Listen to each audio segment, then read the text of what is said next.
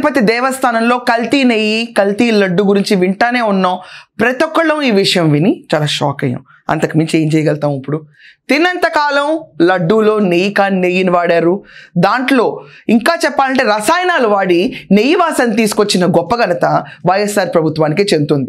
ఆ ప్రభుత్వంలో ఉన్న అటానమస్ స్ట్రక్చర్ ఇన్ టీటీడీ ఇంత బాధ్యత నిర్లక్ష్యంగా ప్రవర్తించి ఆఖరికి వాళ్ళకి తెలిసినా కూడా, వాళ్ళ నోటీస్కి వచ్చినా కూడా మైసూర్ ల్యాబ్లో ఈ పర్టికులర్ ఇష్యూ పైన టెస్ట్ చేసినా కూడా కళ్ళు మూసుకు కూర్చున్న అప్పటి చైర్మన్ వైవి సుబ్బారెడ్డి పైన, అతని కింద పనిచేసిన చిన్నప్ప పైన ఇన్వెస్టిగేషన్ చాలా సీరియస్గా టేకప్ అవుతుంది. ఇంకా సుబ్బారెడ్డి ఇన్వెస్టిగేషన్లోకి రెడీ అవ్వలేదు అనుకోండి, రైట్ నౌ సిట్ విచారిస్తుంది మాత్రం Chinnappa, who is personal assistant to Y V Subbareddy.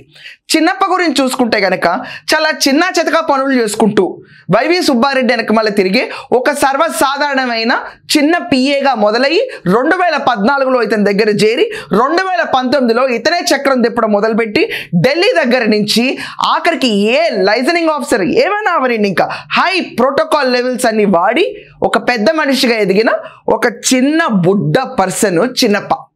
ఇప్పుడు చిన్నప్పని సిట్ విచారిస్తుంది ఈ లడ్డూ విషయం పైన.